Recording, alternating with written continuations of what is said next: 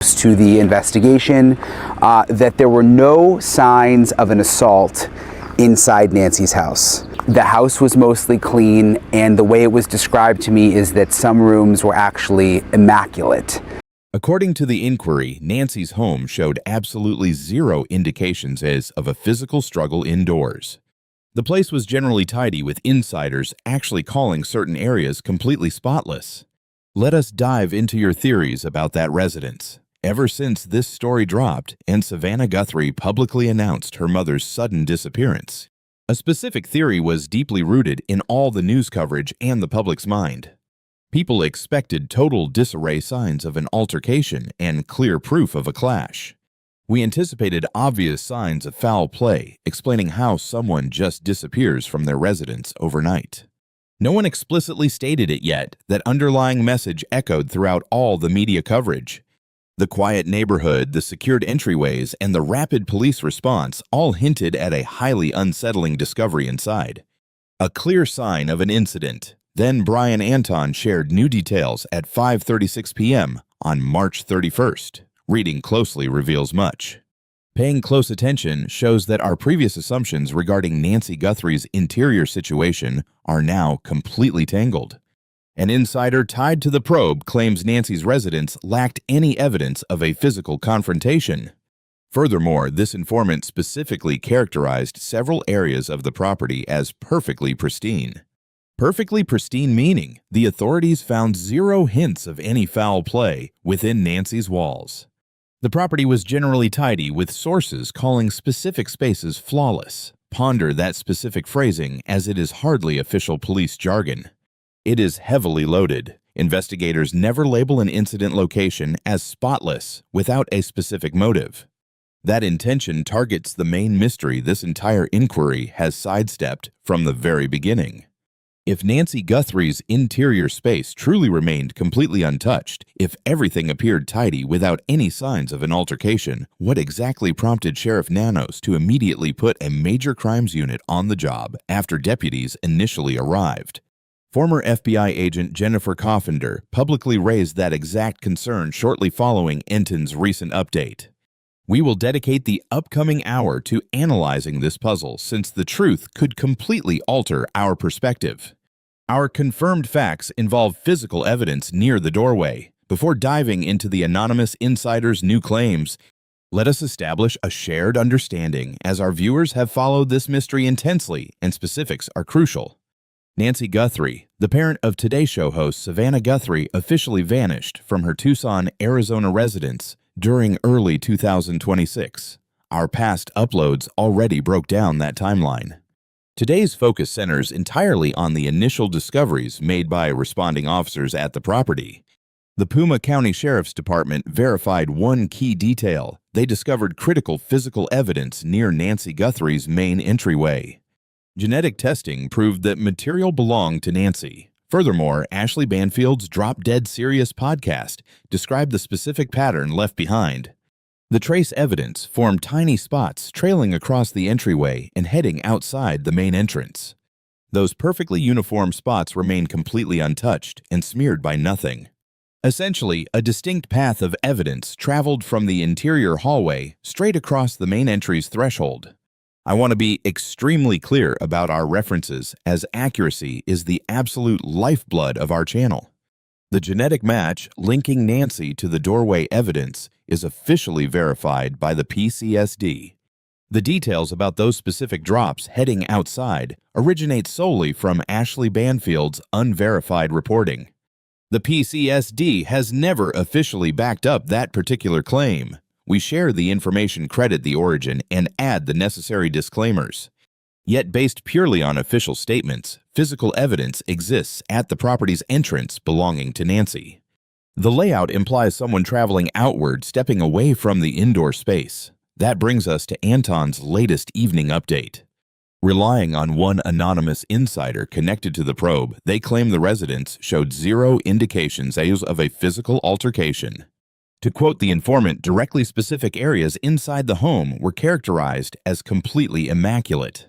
We basically have Nancy's verified physical evidence located right at the main doorway, arranged in an exiting trail, while insiders claim the home's interior appeared perfectly untouched. Both facts might be true, yet they spark intense debate regarding where the tragic incident actually started and what Nancy's final indoor moments truly involved.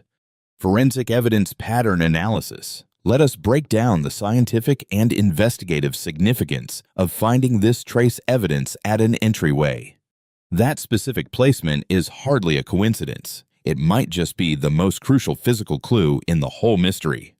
Doorways act as in-between zones. While that feels a bit philosophical, it is highly exact from an investigative standpoint. These entryways bridge the gap between indoor safety and the unpredictable outside world, shifting from a private home to the open streets. Whenever investigators spot red evidence right at a doorway, their immediate thought focuses on the subject's exact path of travel. Spotting those drops on the inner part of an entryway just behind the actual frame, or scattered across the indoor flooring heading outward hints at movement toward the exterior. The individual might have been stepping out, guided, lifted, or even forcefully pulled toward the exit. Conversely, if the fluid sits mostly outside or begins right at the boundary line and continues outward, that points to harm taking place right as the person was stepping across that specific boundary, hinting at a sudden encounter, a trip, or an impact, hitting at that exact shift in scenery, based on what Banfield reported keeping in mind. This comes from one unconfirmed source rather than official authorities. The red drops supposedly trace right over the entryway and out the main entrance. That specific path leading outside holds massive significance. It indicates an active loss of fluid while on the move, rather than a stationary puddle showing continuous momentum right out of the living space. Combine that detail with claims from Entin's insider who stated that specific areas inside the residence were completely spotless. Assuming the inside remained perfectly neat, lacking flipped chairs, scuff marks, or any hints of a scuffle, those drops at the entrance turn into a crucial clue, proving the physical harm took place right by the exit rather than tucked away in a bedroom. This implies Nancy's shift from being safely at home to completely vanishing likely occurred right there at that main doorway. Events like that do not just happen by pure chance. There is zero opportunistic luck involved. It is highly calculated. The individual who removed Nancy Guthrie clearly grasped her exact location, understood her schedule perfectly, and figured out exactly how to extract her while leaving the household untouched. Those specific red drops at the entryway stand as the lone piece of proof pointing toward any sort of physical altercation actually occurring. Just consider what it actually takes to pull that off. Imagine the intense preparation, the required entry methods, and the deep familiarity with Nancy's daily habits and household layout needed for such a flawless removal. Our channel has thoroughly explored the possibility of someone sneaking in through the rear entrance.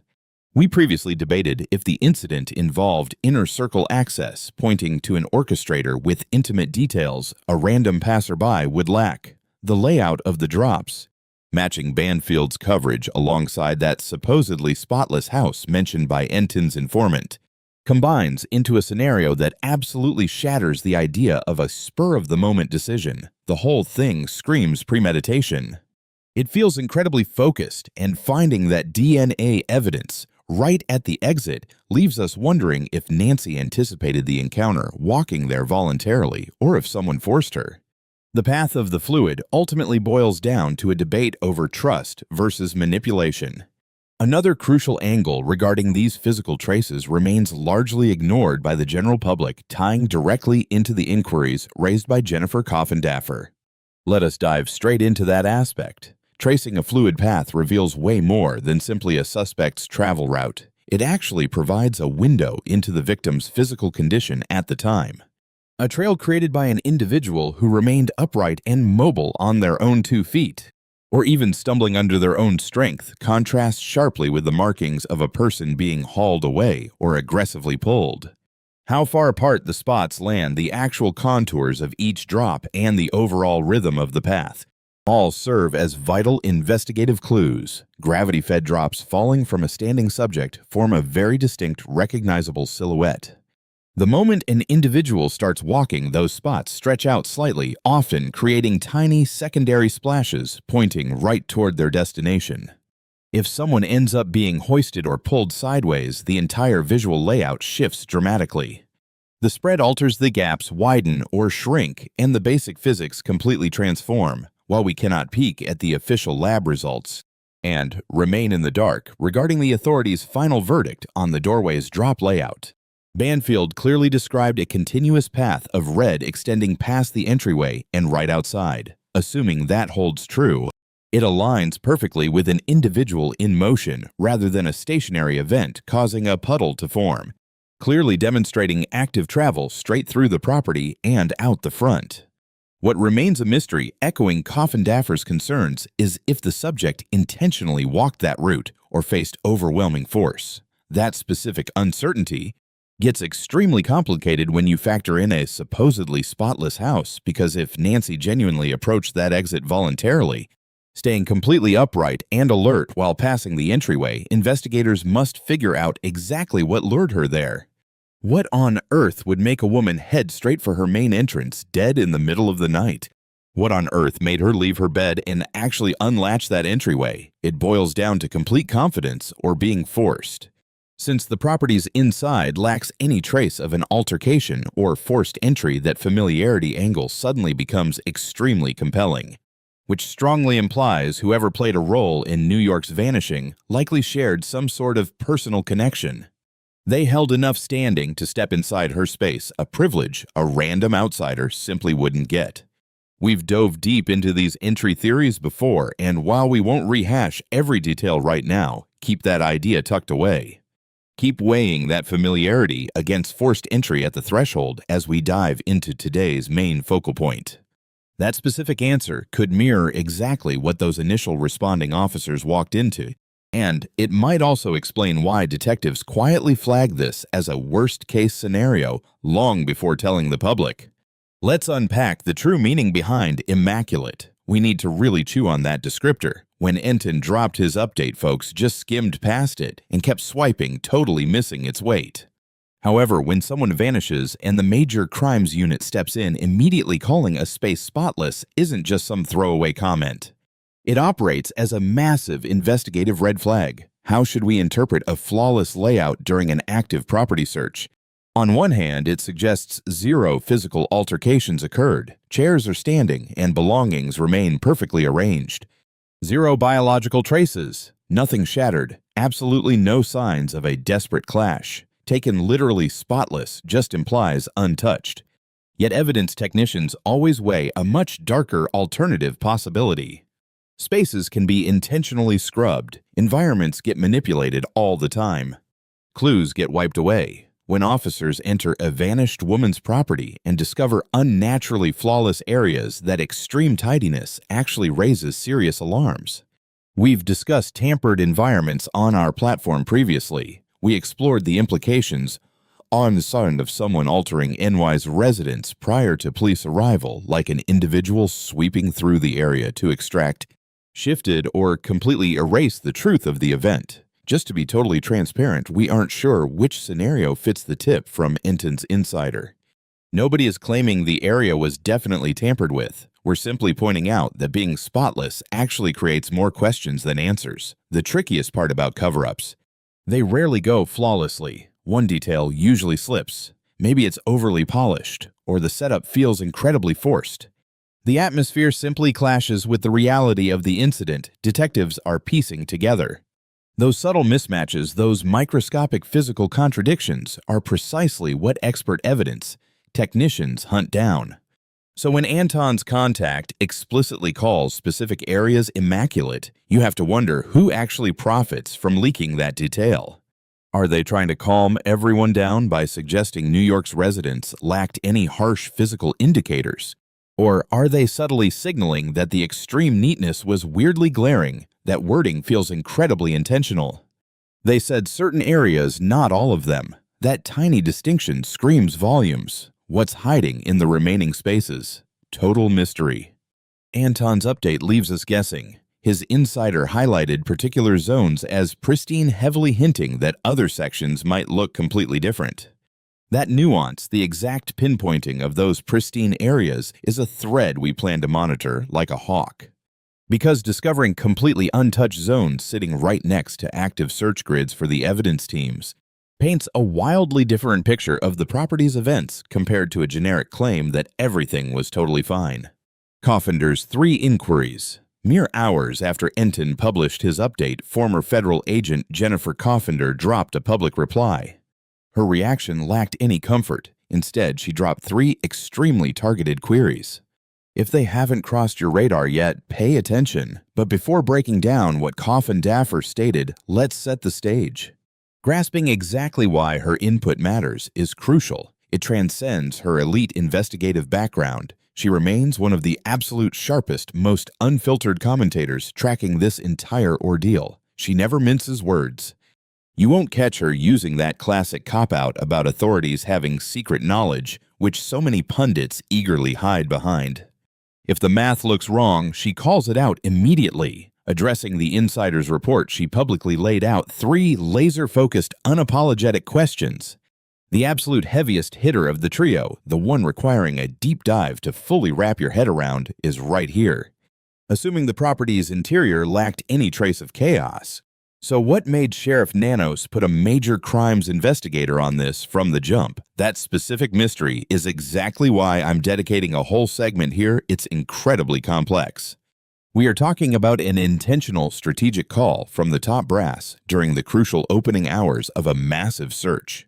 Before diving into that, let's break down the other pair of issues she brought up, since they provide absolutely vital context. Roy, these details hold everything up. The second point Coffindaffer brought out into the open focused on the complete lack of struggle indoors and how that drastically shifts the timeline of events. Assuming Nancy wasn't harmed inside and the house was spotless, any potential altercation had to have gone down somewhere else. Maybe right at the doorway inside a car or at an entirely different spot. Every single one of those scenarios completely changes how police work the case. When something terrible occurs indoors, it leaves physical traces behind. You'd expect to find genetic material scuff marks, smudged doorways, displaced dust, or torn carpets. Investigators easily bag and tag those clues to build a solid narrative, whereas incidents happening entirely outdoors are a totally different beast. Figuring out what happened in a driveway, a car, or a secondary site is a nightmare for crime scene techs, particularly when the elements wash away vital clues over time. Coffindaffer is basically asking the obvious: if the proof of a struggle isn't indoors, where did it go? Furthermore, have the elements degraded the outdoor scene so severely that gathering clues is now impossible? Now, for her third inquiry, and I need to be exact since she tweeted this out on March 31st. It revolved entirely around the specific nature of the crimson traces left behind. Knowing for a fact that those traces were found right at the doorway, and keeping in mind the pristine interior, what exactly does the droplet spread reveal to detectives? Did everything happen in one swift moment? Or are we looking at a prolonged trail stretching across a wider area? Banfield painted a picture of spots leading right across the entryway and out onto the porch. Could that specific trail prove if Nancy walked out alone while hurt, or if someone carried her away? Understand that these aren't just hypotheticals. This is the precise thought process of a retired Fed once an insider describes a suspected crime scene as perfectly spotless. Now let's tackle the massive elephant in the room calling in major crimes on day 1. What actually prompted Sheriff Nanos to deploy a fatal crimes specialist immediately? We know this is absolute fact because several major news networks have already verified it. During the initial scramble to find Nancy Guthrie long before anyone discovered a tragic outcome, and way before authorities understood the full picture, the Pima County Sheriff's Department had already sent in their heaviest hitters. You really need to grasp the procedural weight behind making a move like that. For anyone unaccustomed to police protocols, it might just look like standard operating procedure. You might assume they're just covering their bases, but that's completely false. Elite investigators are rare assets, especially in departments like PCSD. Their sole focus is on suspicious fatalities and extreme acts of violence. They step in when things point away from natural passings or self-inflicted tragedies. Routine vanishings never get this level of attention right off the bat. Typically, those files land on the desk of a dedicated missing persons squad. a regular investigative team, or perhaps a vulnerable adult division if the situation calls for it. Putting a major crimes detective on the board immediately is a highly calculated choice from command. It's a massive label that essentially screams, based on early intelligence, we suspect severe foul play. I want to repeat that so the gravity of it really sinks in. Deploying that elite squad immediately isn't about playing it safe. It goes way beyond simple caution. It proves leadership officially determined the context of her vanishing pointed directly toward a fatal malicious act. Combine that with an insider recently telling Brian Entin how completely untouched Nancy Guthrie's rooms appeared. Not a single trace of an altercation indoors. That begs a massive question. What exactly did the initial responders stumble upon inside? What glaring detail forced those responding cops to instantly bypass standard missing person protocols and immediately launch a full-blown major crimes probe? We've heard firsthand that the house looked undisturbed, yet we also know crimson evidence stained the entryway. And genetic testing has already backed that up. Looking strictly at the public reports, this setup screams potential kidnapping from a locked house. That is a massive deal. You're looking at federal charges there immediately triggering an FBI task force response for a missing person showing clear signs of foul play. By default, this doesn't get handed to the Major Crimes Unit unless those initial responding officers discovered something, unless whatever they witnessed, recorded, and relayed to their superiors is being kept completely under wraps. A specific clue so undeniably grim that it forced commanders to officially categorize Nancy Guthrie as someone who wouldn't be coming home. Let me be perfectly clear right now, I am not making wild guesses about what that piece of evidence actually was. We aren't playing guessing games with the clues left behind. Instead, we are shining a massive spotlight on a glaring disconnect that verified unquestionable contradiction between parts of the house were spotless and we brought in the Major Crimes Unit immediately. You simply cannot have both of those realities existing at once without a hidden third piece to the puzzle. And authorities are keeping that crucial missing piece a secret. That makes Jennifer Coffindaffer's inquiry hit incredibly hard right now. This isn't just a rhetorical thought exercise for her. She gets exactly what it means when major crimes rolls out. She fully understands this is a deliberate operational move, not just cops being extra careful. Furthermore, she's openly stating that a tidy house with a few drops by the door, like Entin's insider claimed, doesn't automatically warrant an immediate Major Crimes Unit. There was an unseen element, and we are still totally in the dark about the true story that house holds. Let's zoom out for a second and analyze how these specific details paint a very distinct picture for investigators. Once you start connecting the dots, a highly focused theory of what went down truly starts taking shape. Please remember, I am offering an analytical breakdown here, not a definitive conclusion that is a crucial line to draw.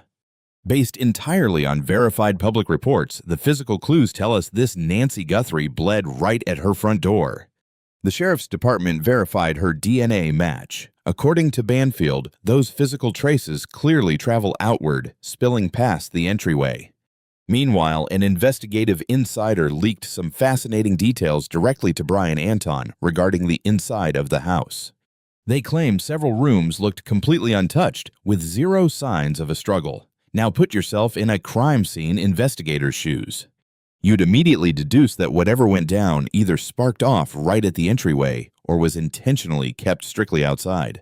You would visualize a scenario where any kind of physical altercation, whatever forced Nancy to shed blood, sparked exactly as she exited the property, never beforehand. That brings up the huge mystery we've tackled since episode 1. Was she the one who unlatched that door? That detail changes everything. Because if she willingly opened it, if she actively walked over, flipped the deadbolt, and stood in the entryway, nobody pulled her violently from her sleep. It proves nobody jumped her in the lounge area. Somehow she voluntarily navigated her way out of that house. The ultimate question remains, why was she baited? Did a familiar face or someone faking good intentions coax her out late at night? Did a random message call or tap on the glass make her think things were totally safe? This scenario perfectly explains the pristine house simply because no violent altercation ever happened indoors. She voluntarily walked straight toward the exit. Alternatively, and the clues definitely support this too, did someone meticulously scrub the inside to look completely normal? Afterward, did they actually carry Nancy out? Did the perpetrator actively wipe away or manipulate the physical traces before cops ever rolled up? We have heavily debated this exact setup. We previously broke down the rear entrance vulnerabilities. We also discussed how having intimate familiarity with her home, her daily routines, and the inner workings of her relatives could pinpoint the mastermind and their exact methods. Having a spotless living room doesn't kill that hypothesis at all. Honestly, it actually strengthens it. A flawlessly manipulated environment would look identical to the exact details Anton's informant leaked. However, no amount of clever cover-ups can possibly justify why major crime units were dispatched immediately on the first day. Because if someone scrubbed it clean, the arriving officers would only witness the informant's version, a tidy home, a few crimson spots, and an absent homeowner. Those are classic kidnapping red flags, which is intense, sure, but it doesn't automatically scream fatal foul play unless the cleaner overlooked a critical detail. A glaring piece of evidence that the very first patrol cop spotted and desperately radioed up the chain. A clue so concrete that the brass instantly didn't hesitate to upgrade the entire situation into a fatal incident protocol. What exactly did they see? We simply don't know, but you really need to grasp how heavy this gets. Nanos throwing a major crimes team at this right out of the gate isn't some boring paperwork technicality. That move is the biggest flashing neon sign telling us exactly how dark the police knew this case was during those crucial opening hours. That just doesn't line up with claims of a spotless house. There's a glaring gap between Sheriff Nanos' findings and the official story. I told you we were heading toward one massive underlying question in this breakdown, so here we are. Let's dive right in. Consider the cycle we're stuck in. A local woman has completely vanished. Investigators confirmed her physical traces right at the entryway, scattered in a way that points outside. Meanwhile, an insider tied to the probe claims specific areas inside that residence were absolutely spotless.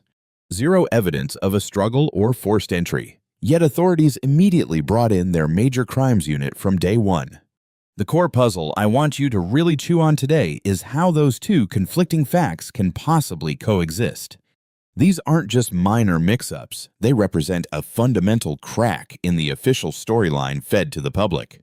Assuming the property's inside was genuinely untouched, and the indoor crime scene only suggests she simply strolled out her own front entryway, then the reported clues definitely don't warrant bringing in the heavy-duty fatal crime squad right out of the gate. Yet Nanos made that exact call immediately. Frankly, only a few scenarios can explain this massive discrepancy.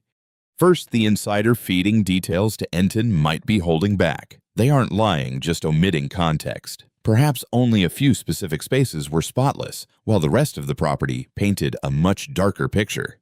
Remember, Entin specifically noted that only particular areas were pristine, not the entire residence. That distinction matters. If some sections were untouched, but hidden areas held more complicated forensic clues, then calling in the major crimes team suddenly seems totally logical. That implies investigators found crucial details they haven't shared with us yet. Meaning the pristine claim is factually true, but intentionally leaves out the whole truth. Scenario 2 suggests the severe response wasn't about indoor clues at all. Instead, it stemmed from background intel regarding Nancy, her personal connections, or previous red flags that convinced officers instantly they weren't dealing with a simple runaway situation. They knew right away this was a worst-case scenario, so escalating the case was entirely about that hidden background regardless of what the property actually looked like. Honestly, this second theory is far creepier. It means authorities possessed secret, alarming knowledge way before the news broke details they are still keeping under wraps. Finally, there is a third option, which I won't claim as absolute fact, but we need to put it on the table. Maybe tapping a top-tier detective immediately happened because they saw exactly what went down there. Beyond the forensic stains at the door and those suspiciously tidy areas, first responders likely logged an unreleased detail that perfectly answers the tough questions Jennifer Coffindaffer keeps pushing for online. We currently have no idea which theory hits the mark, but all three possibilities remain valid and must be compared against the official story, especially considering what Sheriff Nanos actually tells the press. He provides vague comforts. He holds media briefings. We get plenty of generic cop jargon about active inquiries. Yet he completely ignores why a fatal crimes unit took over a scene where an insider insisted key parts of the vanished woman's house were spotless. The sheer disconnect between Nanos' aggressive tactics and the supposedly calm scene is massive. This isn't some paperwork glitch. It is a glaring red flag. It's exactly the type of clue that seasoned experts like Jennifer Coffindaffer spot instantly and demand answers for. And given everything you've tracked on this channel, you shouldn't ignore that detail either. So what happens now? Here is our current status. Brian Entin released his update at 5:36 p.m. on March 31st, pulling over 54,000 views already. If his deeply connected source is actually telling the truth, this completely changes our perspective on the events inside Nancy's residence. We are now dealing with an exclusive tip from one specific insider stating the home lacked any evidence of a struggle with specific areas remaining absolutely pristine. Meanwhile, officials verified Nancy's forensic traces at the front door, and connected sources say the pattern clearly leads outside. Multiple major news outlets have confirmed it on the record. Sheriff Nanos assigned major crimes detectives to this case from day one.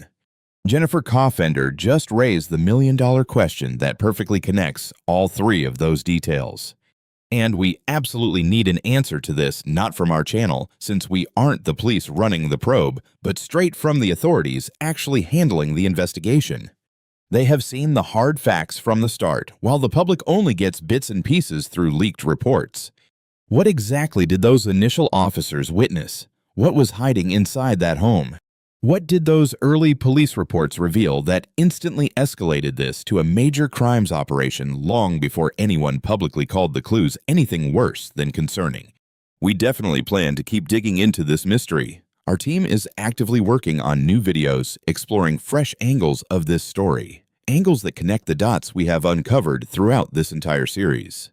The rumors of a second ransom letter, the Pima County officer, the property next door, that specific jacket, all of these clues tie into the ultimate mystery of Nancy Guthrie's fate and whether the official story actually lines up with what the cops really know. But for tonight, at this very moment, the best thing you can do is keep that question in mind. Jot it down if needed. An insider close to the probe claimed the home's interior was completely spotless. Yet the top official leading the search for her decided on the very first day to treat this as a fatal crime. These two conflicting details have never been officially cleared up for the public. That absolutely needs to change. Catch you in the next one.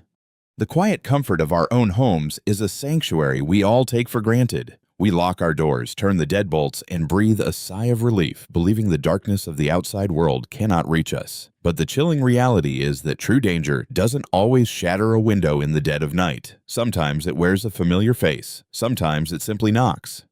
When a home remains completely spotless, while a life vanishes without a trace, it teaches us a terrifying yet vital lesson. Our deepest vulnerabilities often stem from misplaced trust. We must fundamentally rethink what safety truly means. It is not merely about physical barriers and alarm systems. It is about absolute situational awareness. Never assume you are entirely out of reach just because you are behind your own front door. Question the unexpected late-night visitor, verify the panicked phone call before reacting, and guard your personal boundaries with fierce determination. Evil thrives on our predictability, our routines, and our polite compliance. To truly protect ourselves and the people we love, we must replace blind trust with unshakable vigilance. Your ultimate security system isn't mounted on your wall. It is the intuition inside your own mind. Listen to it.